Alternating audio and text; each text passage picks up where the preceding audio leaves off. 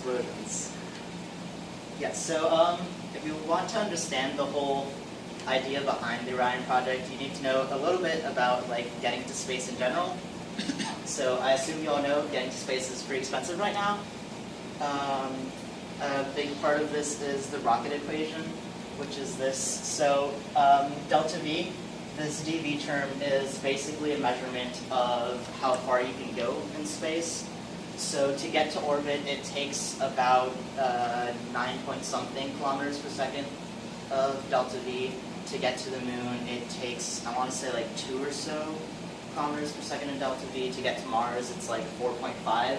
So if you listened at all to those numbers, you saw that the biggest out of those was just getting to space. Getting from the ground to orbit is basically the most expensive thing you can do with a rocket, apart from maybe getting to another star. But anything less than that, it's just getting to orbit is the hardest part.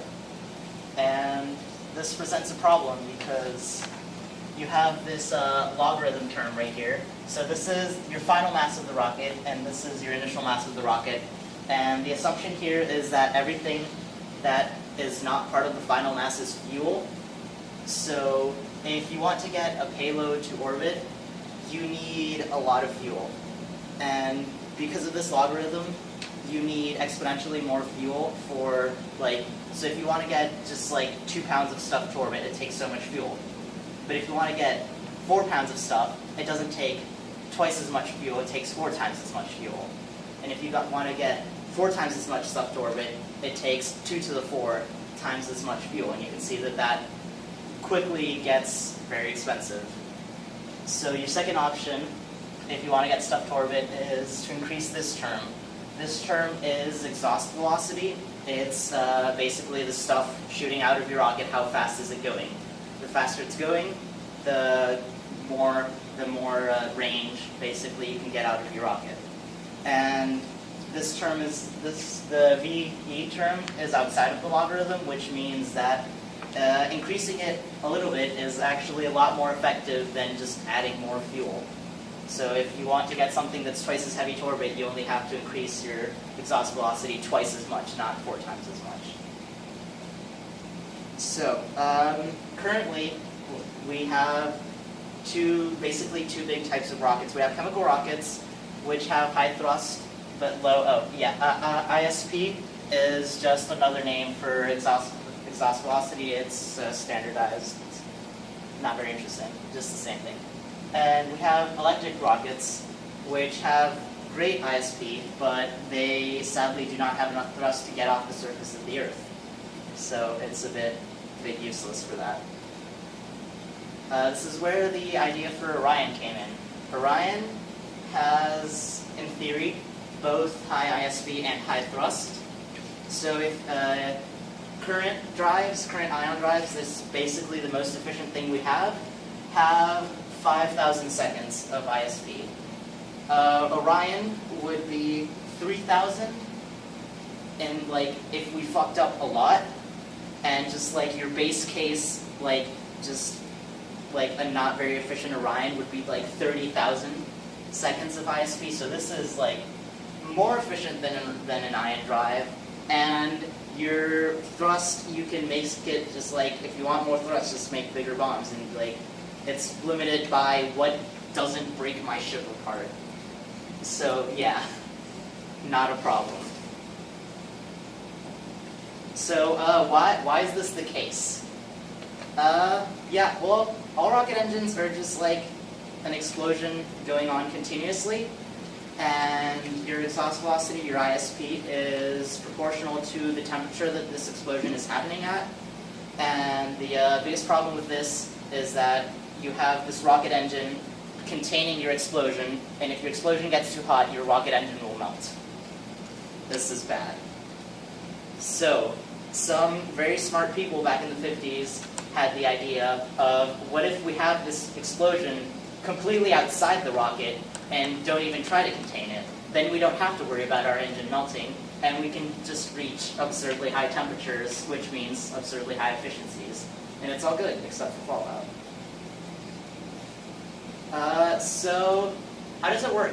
Basically, you have your nuclear device right here, and you have that little pancake of propellant, and using some like advanced bomb technology, which is still classified, they found a way that like they could direct, I think it was 80% of the bomb's energy in that one direction, which makes it a lot more effective than actually pushing your ship and not blowing things up.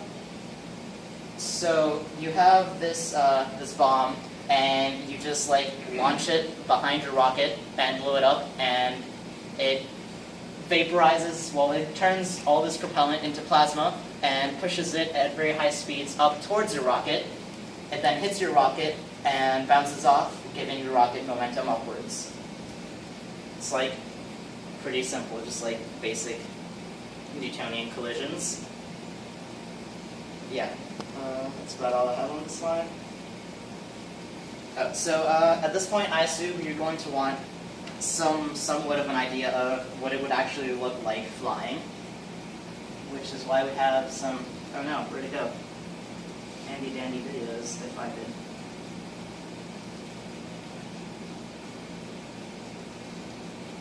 Oh wait, this doesn't have sound, does it?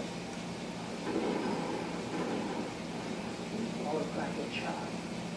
First time we tried it, we took off like that out of hell and flew.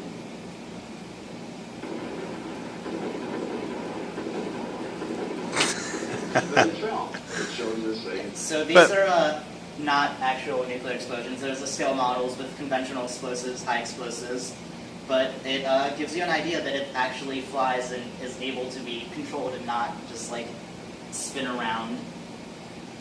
I have another video. So I wanted to find like a video of a good like computer simulation of what an actual sized Orion drive would look like. Those are hard to come by, but I did find a video of Kerbal Space Program and an Orion drive mod. So hopefully this will give you an idea of what getting into space with an Orion drive would look like, more or less. By click, I mean explode things, and away it goes at ridiculous speeds here. This thing that I think is using the 20 nanometer explosive system, vastly more Yeah, so the explosions are at a rate about 1 per second, which is realistic as to what the actual Orion drive would have been. Oh no. No, internet.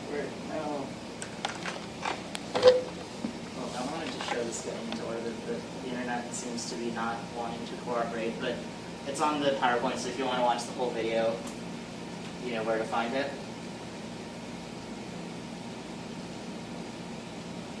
But yeah, it's basically you have your rocket and it's just like boom, boom, boom, boom, and it pushes you where you want to go. So, now we get to the problems. Everything has complications, and a rocket propelled on explosions has some as well, as you'd imagine. So our first problem that we have to think about is these explosions. How do we stop them from destroying our ship? So this is basically, you have a pusher plate. You just have a big hunk of metal on the bottom of your ship, and these explosions, this plasma from your explosions is hitting this plate and bouncing off, and this plate is protecting the rest of your ship from being exploded. And the problem with this is we want to make sure the plate doesn't wear away after time and break. So they did a lot of testing on this, and they realized that even though the plasma is very hot, the plate only has to withstand the plasma for a very short time, which means it's all good. And basically, they ended up with this design that before every explosion, you coat the plate with a thin film of anti-ablation oil, and every time the plasma hits it, the oil evaporates, but your plate is fine. So, problem number 1 solved. The second problem.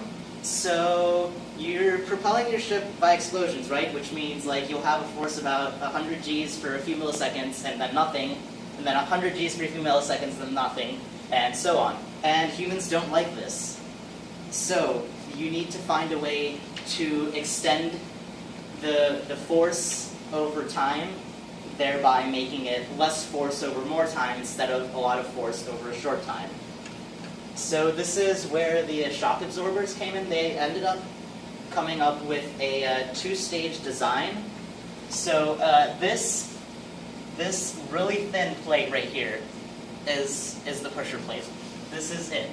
Then this big thing is basically a giant airbag. So that's your first stage. So your explosion hits your plate right here. It compresses the airbag. The gas in here then expands, and it pushes these big-ass pistons up into the ship. And it's basically a massive shock absorber. I mean, cars actually work the same way. You have two stages of shock absorption. You have the tire, which is an airbag, and then you have the shock absorber pistons. It's the same idea, but on a bigger scale. And this decreases the force your humans would have to withstand from like around 100 Gs to maybe 2 or 4, which is survivable. So, yeah.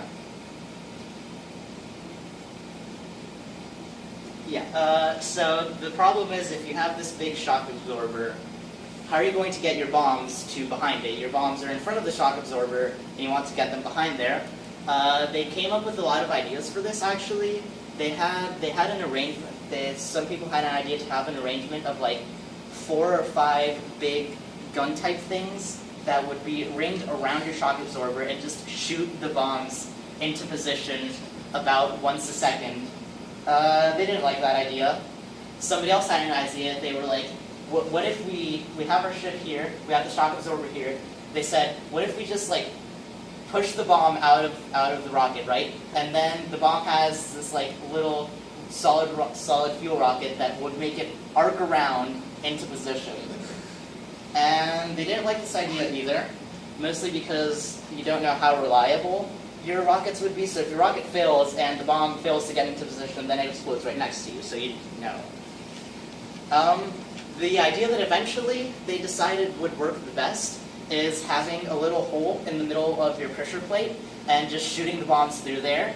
So your bombs are just going in a straight line. There's like not as much of a chance for problems in that regard. And the benefit to this is that you could also use this little hole to spray the anti-ablation oil onto your plate each round, each cycle of explosion. So, now we get to the probably the problem that's on everyone's mind, is that nuclear explosions tend to be not very fun.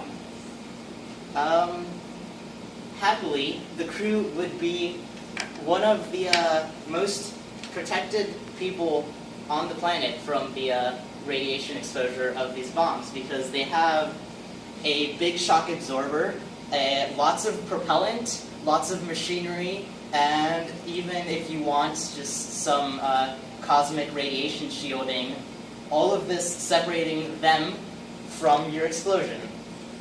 Everybody else is somewhat less lucky. So the thing is, your explosion is creating plasma, which means that your particles are ionized, which means that not only would exploding these bombs in the atmosphere cause them to create fallout, but actually anywhere in the Earth's magnetosphere would cause the particles, these like basically ionized uranium, to be caught in the Earth's magnetosphere and eventually fall back to Earth. So Freeman Dyson, who was one of the big names behind the project, did this rough estimate, and he said that each launch of an Orion vehicle would cause somewhere between 1 to 10 deaths due to, like, basically cancer. In comparison, bomb testing during the 50s was estimated to cause about 1,000 deaths per year. Take that as you will. We know that with modern day technology, we could, so this whole study was done in the 50s.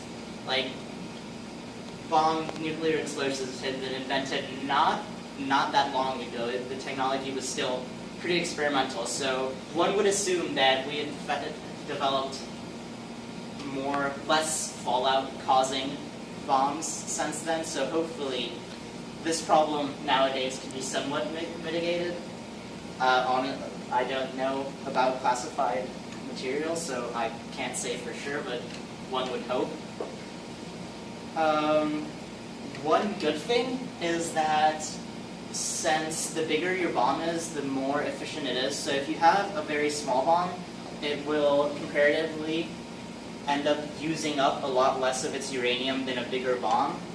So the end result of this is that it didn't really matter what size your Orion drive is. In the end, it would end up causing the same amount of fallout. So if you have anywhere from 300 to 8 million ton ship, either way, your launching of this vehicle would create the same amount of fallout. This is generally a good thing. So if we want to reduce fallout, if we still want to launch from Earth, basically we'd have to launch from the poles. So at the poles, Earth's magnetic field lines are diverging, so basically you'd have a lot less particles caught in the Earth's magnetosphere. So this is the way to launch from Earth while creating the least amount of fallout. I mean, obviously environmentalists would still be very unhappy with you, but comparatively, it's a much better deal. Of course, if you really don't want any fallout whatsoever, then basically you have to launch from high orbit, which kind of defeats the purpose of having this drive, which is both very efficient yet still able to lift off from the surface of the Earth, if you don't actually use it to lift off from the surface of the Earth. So there is that problem. So basically what ended up happening was that the scientists behind this decided that the best plan in mind would be to have just as big a ship as possible. So you would have to make as few launches as possible and launch this from one of the poles. And I mean, compared to the tons of nuclear testing that we did, is like this really as bad? I don't know. I'll leave that for you to decide. Testing Chernobyl. True. I mean, if you're exploding it in the high atmosphere, though, it kind of tends to get everywhere. Yeah. There's one thing that I forgot to mention, which is electromagnetic pulses. Nuclear bombs sometimes generate electromagnetic pulses. It's like very finicky process, as far as I know. It's like only at very specific altitudes, and there's some conditions that have to be met, but it is a possibility. So, yeah, for those of you who don't know what an electromagnetic pulse is, it's basically a blast of radio waves and just radio waves, microwaves, and energy of all kinds that, when it hits electronics, tends to destroy them. So this could probably be a problem if you like your electronics to be not destroyed, which means that, once again, the best approach would be to launch from the poles, because most satellites around the Earth are close to the equator. There's a ring of satellites around geostationary orbit, but satellites around the poles tend to be limited to Cold War era spy satellites, and who cares about those anyways? So the poles are basically our best option. Also, timing your launch to avoid satellites would basically stop this problem. I mean, this is, out of all of the problems that Orion drive could have, this is one of the least likely ones to actually be a big problem. So the bottom line is Antarctica, new gateway to space. Yeah, so some background on the actual project itself. So officially it was conducted from 1958 to 1963. It was basically a bunch of scientists from Los Alamos said, hey, we don't have anything interesting to do. Why don't we go talk about bombs and also talk about space, because who doesn't like space, right? Not scientists. They like space. So it was a bit of a pipe dream, but also would have been pretty cool happened. So they all got together, they started talking about all of these amazing possibilities, and another thing I find interesting was one of their early mottos was Mars by 1965, Saturn by 1970. So I just like to think about that. What if we had been able to go to Saturn in the 70s? It's definitely gives you material for a lot of alternate history type stuff, if you're so inclined. So it was a lot of talking mostly. For some reason, the agencies in charge of approving nuclear tests did not approve any nuclear tests for this idea. So they did a lot of testing with conventional explosives. They did a lot of simulations, I mean, as much as simulations could be done with computers back then. But they never actually got to do real tests. So the idea never got off the ground, so to speak. So why this feasibility study basically was funded by ARPA. So this was actually, they started working on this before NASA even existed. And then after ARPA decided that all space-related projects should go to NASA, they somehow convinced the Air Force to fund them for a while before getting shut down. So before I talk about them getting shut down, I'm going to talk a bit about what they promised the world and what in another universe might have happened. So currently, the stuff we get to orbit is measured in kilograms. They spoke in tons. They spoke of getting tons of material to orbit. They had, what was it? The biggest.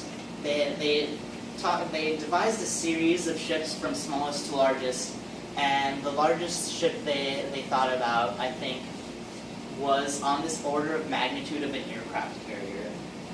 So they were talking about getting an aircraft carrier's worth of stuff into space in one go. This is just completely beyond the imagination of any rocket scientists then or now.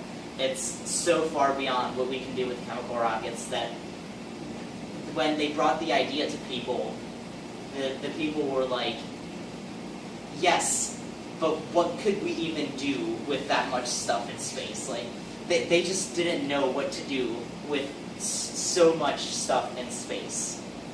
I mean, you could launch a pre-made Mars colony, just like launch it in one go, take it to Mars, and land it, all with one ship. This was the scale that they were talking about. And maybe understandably, the government officials found it a bit unbelievable. Maybe it's unbelievable, but there's been a lot more unbelievable things that turned out to be true. So. This would be by the moon landing, right? This would be by the moon landing, right? The project was actually shut down before the moon landing. This entire study happened, I mean, for most of the existence of Project Orion, NASA did not exist. So this was very early. People were still arguing about whether humans would be able to survive in zero gravity, and these scientists were talking about going to Saturn. So they were a bit ahead of their time. So yeah, some of the missions they talked about, they were all over the place. They talked about 3-year round trips to Enceladus, one of the moons of Saturn. They talked about Mars colonies. They talked about, in the event of an emergency, you could even just carry Orion ships to other stars. Orion is alright for getting to other stars. It's probably not the best way, but it's definitely the only way we know for sure would work. And one really interesting idea that they had was you built your pusher plate instead of building it out of titanium or whatever. They had the idea, what if we build a pusher plate out of uranium? And then we make this 100-year-long trip to Alpha Centauri. And by the time we get there, from all of the explosions we've subjected this uranium to, it'll be enriched enough to use as fuel for a reactor. So we get there, and we already have ready-made reactors to use for power. So it was, they definitely came up with some crazy ideas. They came up with good ideas, some bad ideas, but it was, I think all of them were at least worth thinking about. Yeah, so the biggest problem for the approval of Orion was that nuclear bombs can only be built so small. So the absolute smallest Orion ship that would be like not just a conventional explosive with some uranium thrown in would be basically the size of the building. So this is the smallest possible Orion ship is the size of the building. Yeah, around 40 meters in diameter, 2,000 tons to orbit. The Apollo capsule plus lander plus support module, I think, was around 15 tons total. So that's basically the biggest thing we've ever gotten to space, and it was 100 times smaller than the smallest possible Orion ship. So you may start to see why some people found it unbelievable. The largest size they considered was a 400-meter diameter, 8 million ton ship. So 8 million tons is, I just looked at that number and I was like, what is 8 million tons? So I looked up the mass of an aircraft carrier, and our, I think it's pronounced Nimitz class aircraft carriers, the pride of the US fleet, basically the biggest ships in the ocean, weigh a little less than 1,000 tons. So this Super Orion that they were talking about weighed as much as 10 aircraft carriers. I mean, that's basically a ready-made space colony. Just assemble it on the ground and launch it into space. They had thought of even bigger Orion ships, but the Super Orion is the biggest ship that they thought would be able to get off the ground. I mean, once you get big enough, your nuclear explosives are too small to be able to propel it at more than 1 G. So it's really big. Don't know what else to tell you. Really, really big.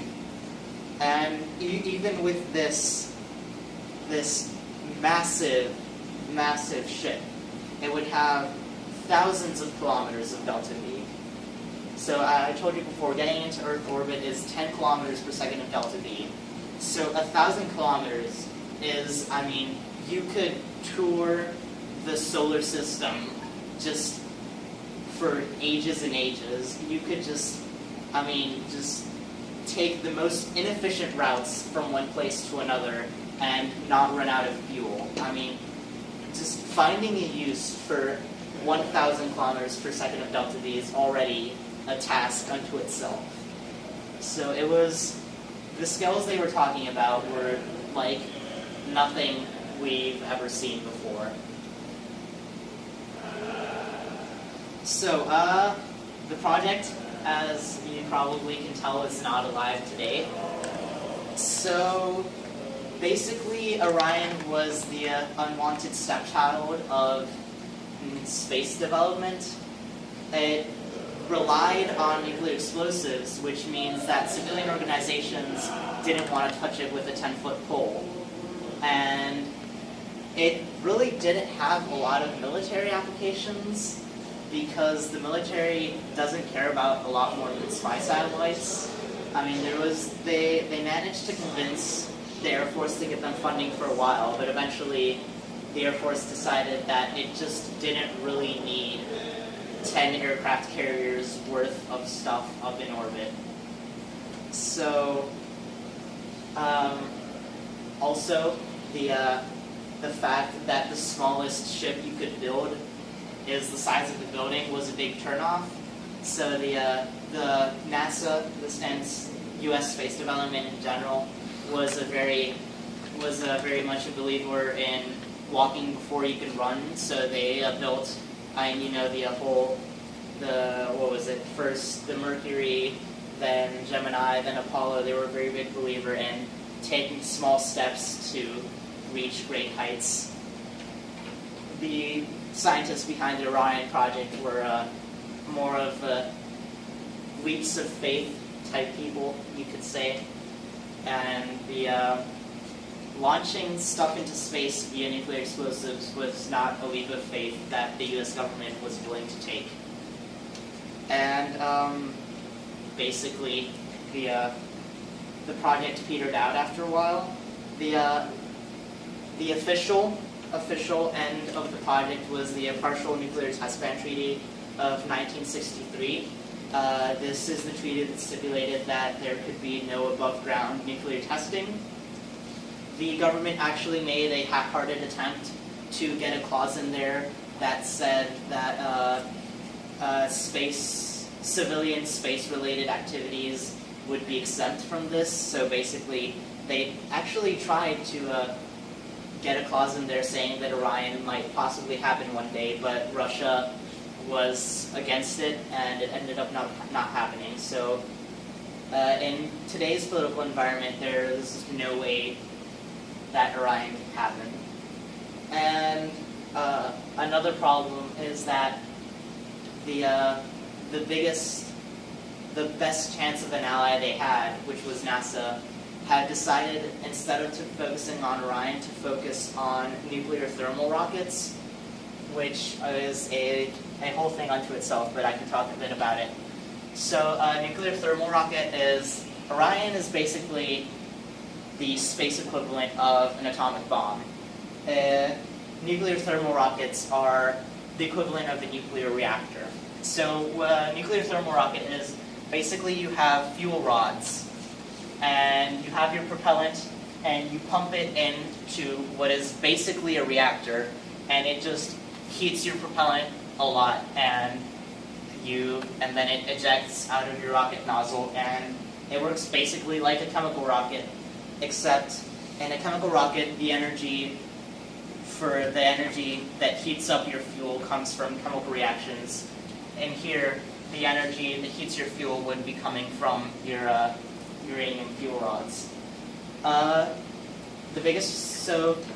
This nuclear thermal rocket can reach an efficiency of about 900 seconds.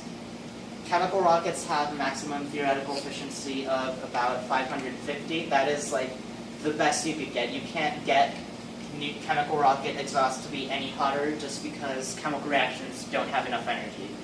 So nuclear thermal rockets, nuclear energy is like the most energy dense thing we know about apart from antimatter, which is even more far out.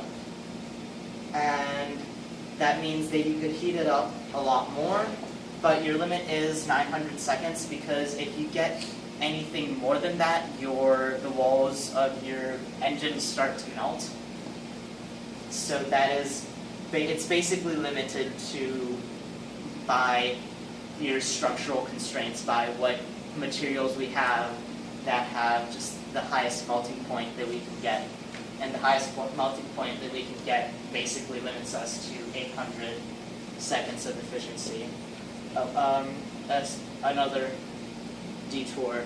The reason that ion drives can reach higher efficiencies is because they use magnetic fields to contain the plasma that it's using for thrust, basically. So you don't actually have your propellant touching the walls of your rocket, which means that it can get arbitrarily hot. The reason that ion drives have so little thrust is that electric systems in general have a lot less energy than compared to nuclear reactors. So since you have your thing so efficient, you only have so much energy, which means that if you're heating it a lot, you can't get a lot of material just out at a time, which means that your thrust is very small.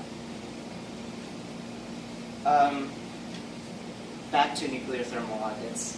NASA, basically the reason it liked nuclear thermal rockets more than the Orion drive was because it didn't involve explosions. People don't like explosions sometimes. And NASA felt that nuclear thermal rockets had a greater chance of succeeding compared to the Orion drive. The nuclear thermal rocket project eventually did get shut down as well.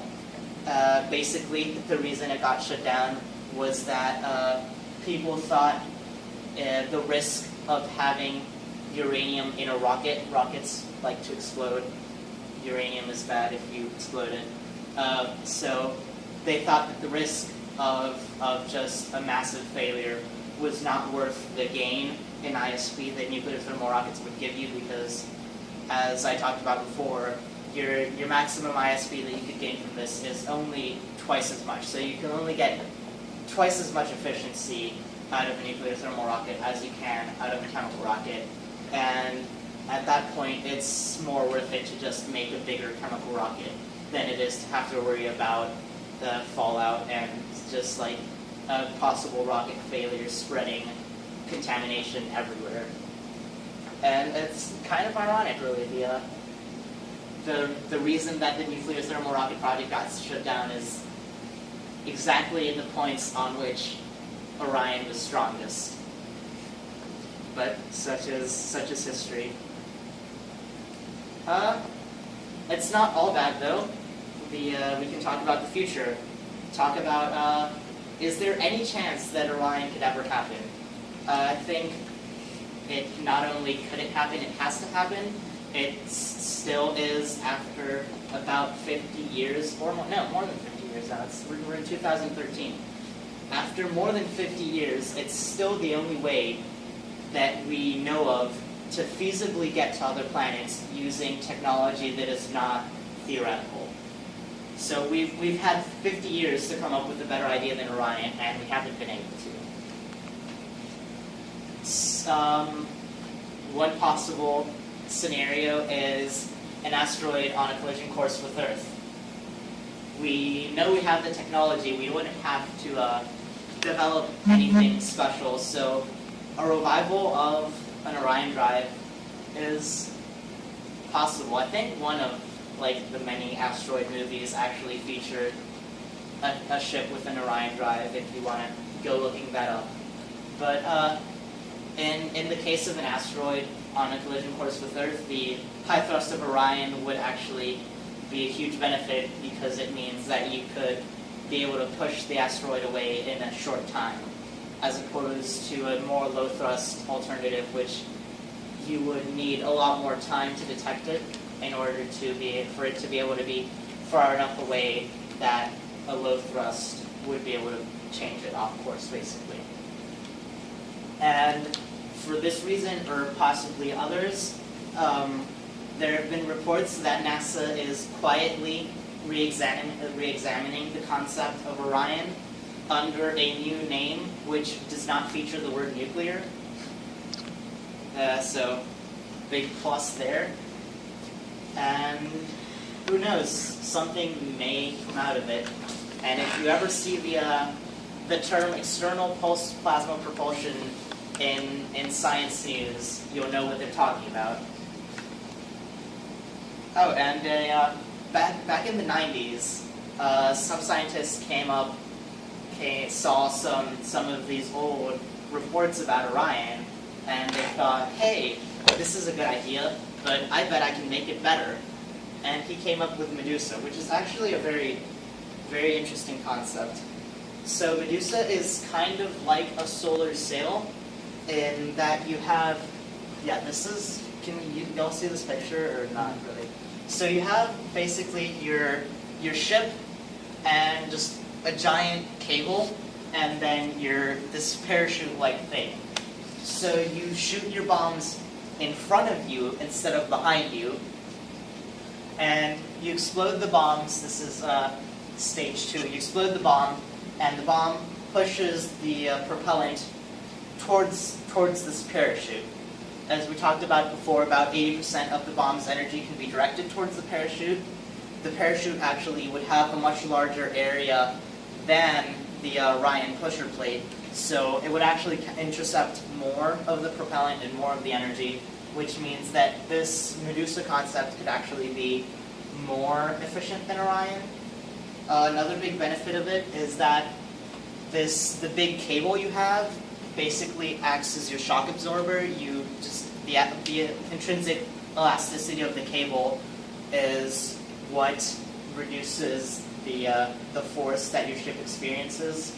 So the longer the cable, I think they called it the stroke of the shock absorber. I don't know much about how shock absorbers work, but basically the more smooth your ride is.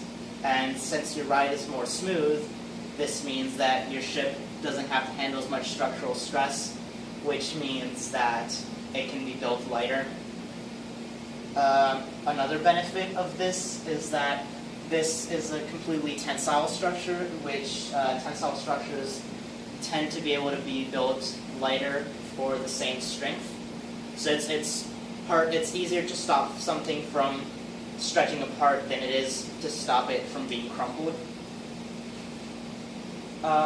Another benefit is, since this cable that you have can be made basically as long as you want it to be, all you have to do is make it long enough that your explosion is far away enough to not send any significant amounts of radiation towards your ship, and you can basically do away with radiation shielding. I mean, the only shielding you'd have to have is the shielding to protect you from just normal space background levels of radiation. But you wouldn't have to have any extra shielding to protect you from the explosions behind you or in front of you. So it's all around a much more efficient idea for the same nuclear explosion type based propulsion. Its one drawback is that since it depends on this tensile structure, it would not be able to launch from Earth's surface. This is a space-only propulsion method. But in being space-only, it can be built much lighter, and it also scales down better, because once again, so the problem with scaling it down was that you couldn't make your explosions too small. But since you have this long wire, which extends the time that it takes for the force to reach your ship, this means that instead of having to have like one small explosion per second, you can have bigger explosions, but less often, and it would still work. So the end result for this is that you can have bigger explosions, but still have a smaller ship, which translates to more efficiently used nuclear fuel, which translates to a smaller theoretical minimum size for your Medusa type ship. So this might even actually happen one day. Who knows? But it definitely is a lot better. Has a lot better features on a lot of the sticking points of Orion, which makes it more likely to actually happen. So our conclusion. So yeah, Orion wasn't perfect. It had some problems, mostly related to nuclear fission being somewhat nasty. It is still the only way we know of that could get humans to another planet and back. It's just using technology that isn't theoretical. With 1950s technology, we would be able to get people to Mars and back in about a year. And it's still the only drive known that could be feasible, that could be capable of doing this.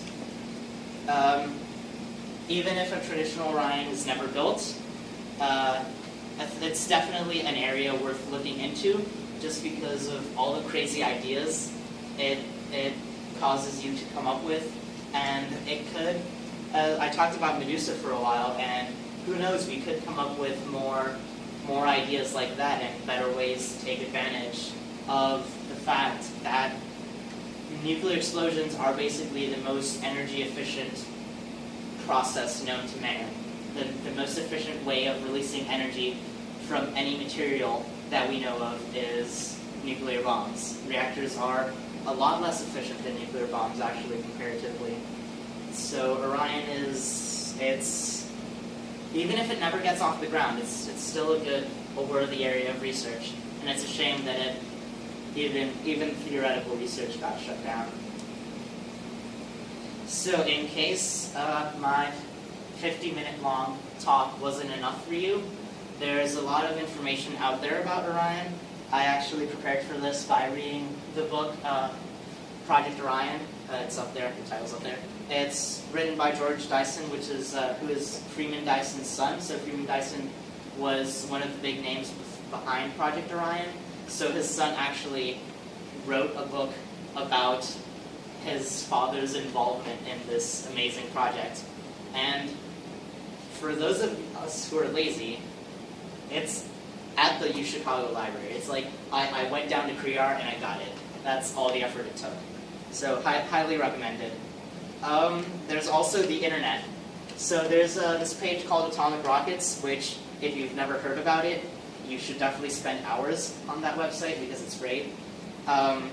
Wikipedia has some interesting pages on Project Orion. They're also interesting for the references. You can go look through them, and there's a lot of declassified technical documents that you can browse through if you're so inclined. I also found a website with basically a 2-page long summary of the 500-page long book. So it's just the high points, the most relevant points of the history of Project Orion. So yeah, I didn't talk much about the history. I focused mostly on the technical aspects. So if you're into history, the book or the short history are both something you might want to look into. And in general, if you use Google, it's relatively easy to come up with interesting stuff. I guess if you want to click on the links, we can get this posted on the RAS website or something. I don't know. Hey, I was talking to Mitch about that because he's like the webmaster. All right. So, yeah, that's my presentation.